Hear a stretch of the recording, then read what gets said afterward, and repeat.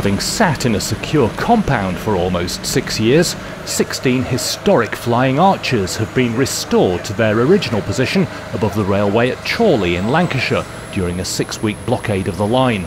The closure was driven by the need to rebuild or modify several structures for the £400 million North West electrification programme. The arches, which are Grade 2 listed, date back to the early 1840s when the Bolton and Preston Railway was being constructed. The route passed through a ridge to the north of Chorley where ground conditions were unstable. Excavations for a cutting revealed large quantities of clay which split from top to bottom when exposed to the weather.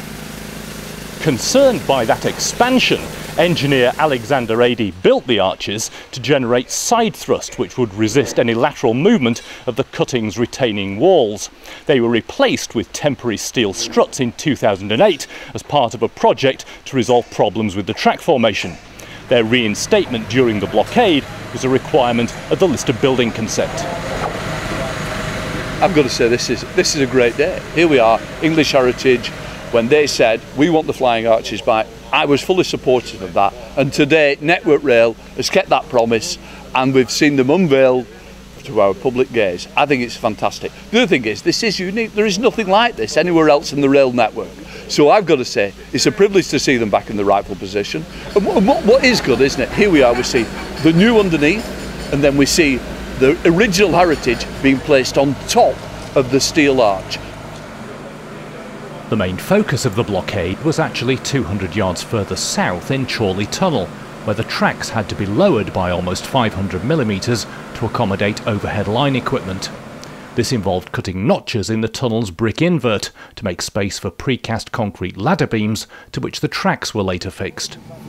With a high water table locally, it was clear before work started that managing the expected water ingress would prove critical.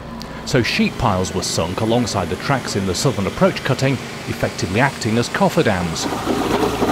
A significant pumping operation was also established. Over 6 weeks, the blockade saw a huge amount of work delivered.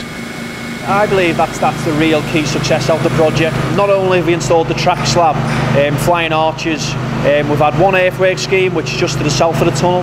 We've had 4 bridge reconstructions, 1 aqueduct reconstruction, and we've also undertook 3 track renewals which are undertaken by a different project, but we've absolutely maximised as much as we can do within a blockade.